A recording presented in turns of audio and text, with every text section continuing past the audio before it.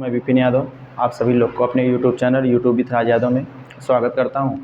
आज हम देखिए कक्षा 10 का पहला लेसन स्टार्ट करने चल रहे हैं, रसायन विज्ञान। और सबसे पहला लेसन है रासायनिक समीकरण।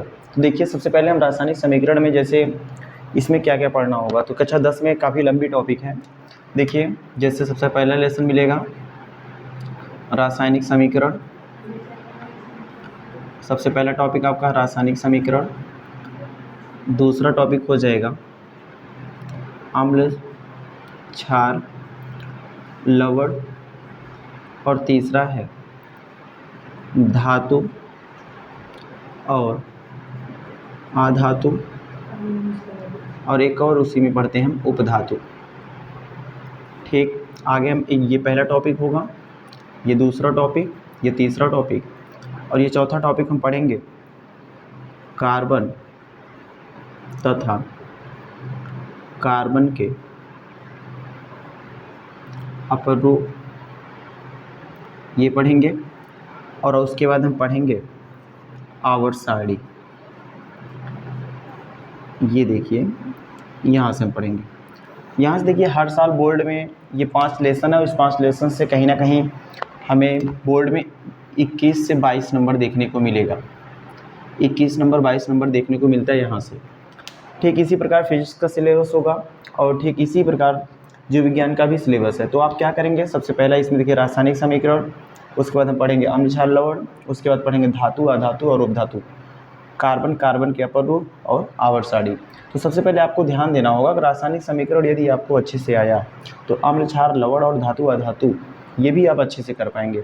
अगर आपको रासायनिक समीकरण सही ढंग से नहीं आ पाता है तो आप अम्ल, क्षार, लवण और धातु, अधातु को अच्छे से नहीं कर सकते। तो हम इसी के बारे में स्टार्ट करेंगे और बिल्कुल डीपली इसके बारे में पढ़ेंगे और बिल्कुल हम एक एक पॉइंट इसके बारे में पढ़ेंगे। देखिए सबसे पहला ही तो हम इसमें स्टार्ट करते हैं रासायनिक समीकरण।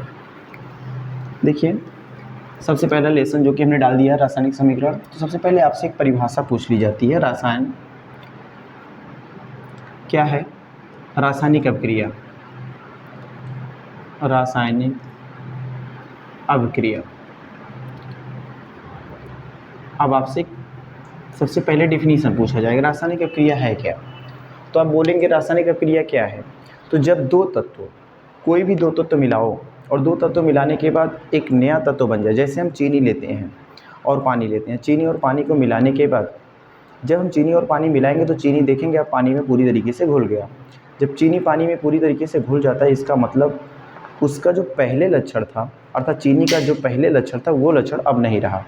इस वजह से हम बोल सकते हैं चीनी में पानी पूरी तरीके से मिल गया, तो ये एक प्रक्रिया दिखाई दी। इसी प्रक्रिया को हम बोलेंगे रासायनिक अभिक्रिया। जैसे हम यहाँ इसकी डिफिनीशन लिख सकते हैं, जब दो या दो से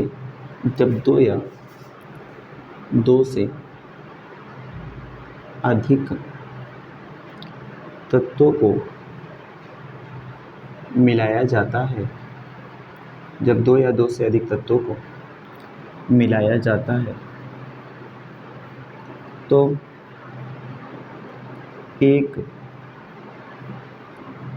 नए तत्व का, या यौगिक बोल सकते हैं, तत्व का निर्माण होता है। रासायनिक अभिक्रिया, जैसे इसकी अन्य परिभाषा लिख सकते हैं क्या? दो अलग अलग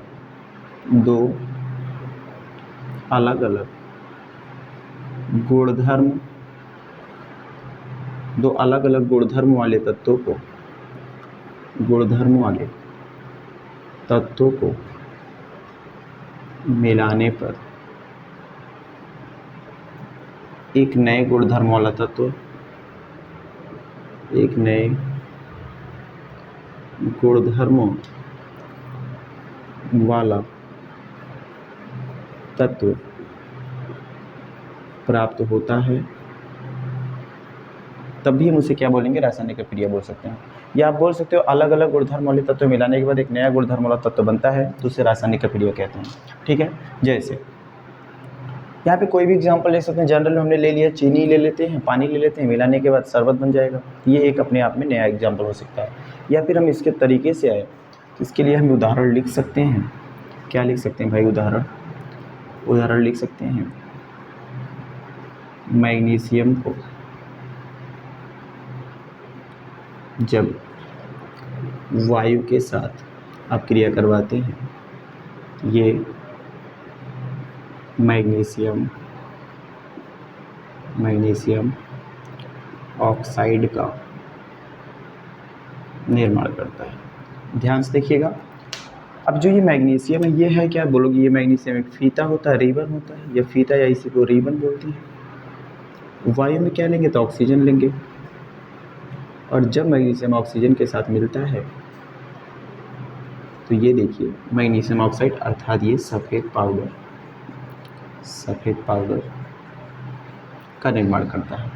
ठीक है, इसी में ध्यान दीजिएगा कि तीर के बाएं तरफ जो भाग लेने वाले तत्व हैं, इन्हें क्या बोलते हैं? इन्हें हम अभिकारक बोलते हैं। इन्हें हम क्या बोलते हैं? इन्हें हम अभिकारक बोलते हैं। और जो नया तत्व या नया पदार्थ नया गुणधर्म वाला बनता है, उसे हम क्या बोलते हैं? उत्पाद बोलते हैं। अभिकारक की परिभाषा लिखना पड़े तो क्या लिखेंगे?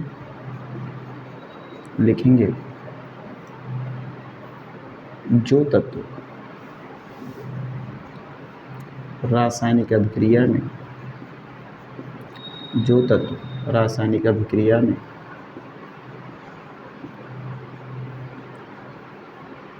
भाग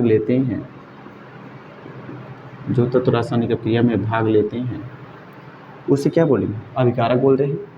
उत्पाद किसे कहते हैं?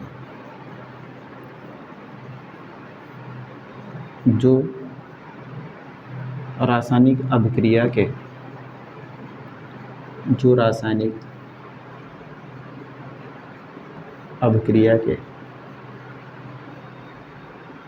फलस्वरूप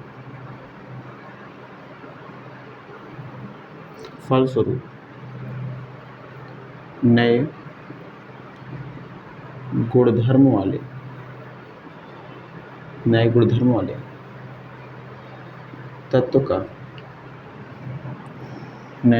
वाले तत्व का निर्माण होता है या बनता है, उसे उत्पाद कहते हैं। तो आप बिल्कुल यहाँ तक समझ पाए होंगे। सीधा जानना आपको, जो रासायनिक प्रक्रिया में भाग लेंगे या जो जिन तत्वों को मिलाएंगे, मिलाने वाले तत्व को ही अभिकारक कहेंगे। मिलने के बाद एक नया जो तत्व बनेगा उसे ही हम उत्पाद कहेंगे। तो बिल्कुल आपको यहाँ तक समझ आई होगी बात। ठीक इसी प्रकार हम रासायनिक प्रक्रिया के अभिलक्षण पढ़ेंगे। तो ये फिर हम अगली वीडियो में रासायनिक प्रक्रिया के अभिलक्षण देंगे।